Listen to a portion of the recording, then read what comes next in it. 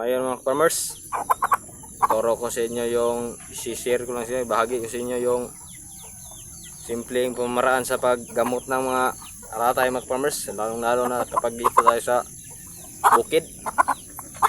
Kasi dito sa amin mga farmers, malayo talaga sa Agribit. Isang oras mahigit pa biyahe natin tungo sa lungsod namin. Nagbinta naman ito mga pagkain ng mga manok ng farmers, kaso lang walang dito mga gamot.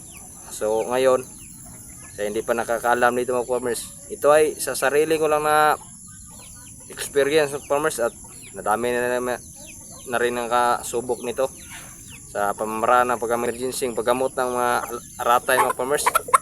Wala tayong gamot. Ito ay disclaimer lang po sa mga breeding purposes only lang ang video, at sa ating experience baka makatulong tayo sa ibang naglaga ng mga native mga farmers para mas maiwasan natin yung maubos yung ating malaga kapag nagka-aratay. Yan ang mga farmers.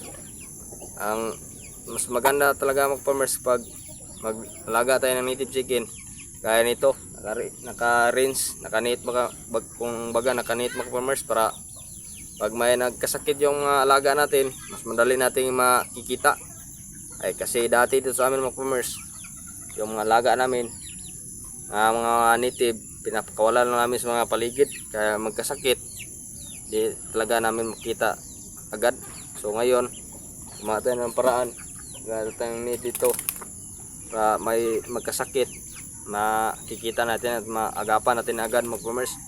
Ito na pamaraan sa paggamot mga farmers, hindi talaga ito kumbaga survive lahat nating malaga mga farmers kung malala na.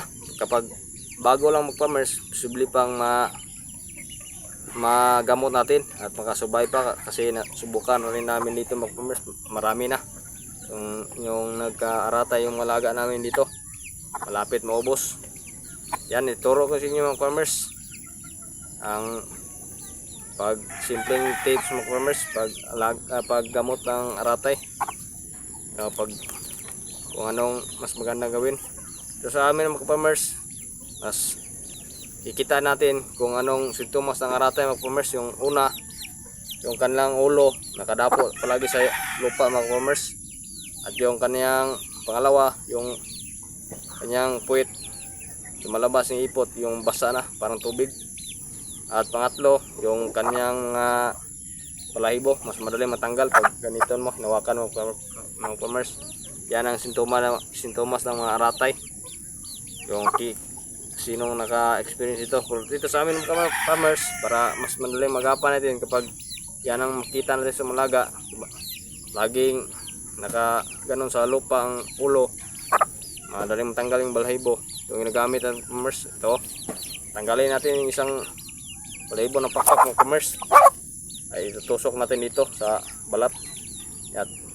Yan, para mas makuha natin yung ating mga alaga. So yan mga farmers, tutusok na natin dito yung isang balahibo mga farmers dito. Dali lang ito matanggal kapag nagka-aratay yung ating alaga. Itutusok natin ito mga farmers, at bayaan natin ilagay sa kulungan o kahit ano, basta bayaan natin ilang araw mga farmers, o 2 araw, 3,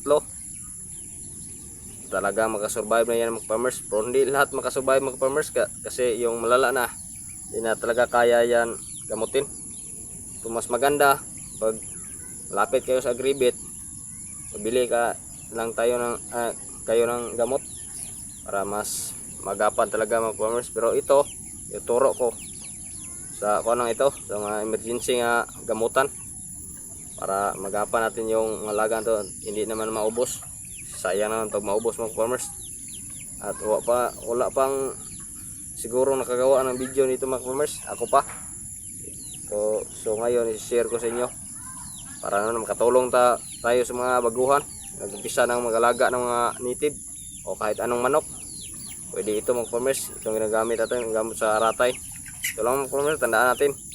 Ito lang, kunin natin yung isang balahibo ng pakpak at itutusok natin dito sa balat. dito sa may pulo. Yan. At pabayaan natin. Wala pa. Kuhan dito mga farmers oh. Ito, itusok talaga. Yan. Yan. At yan mga farmers. Maraming salamat sa inyong suporta. At sana may natulungan sa ating mga video ngayon mga farmers na simple lang. Pero sana nakatulong sa inyo.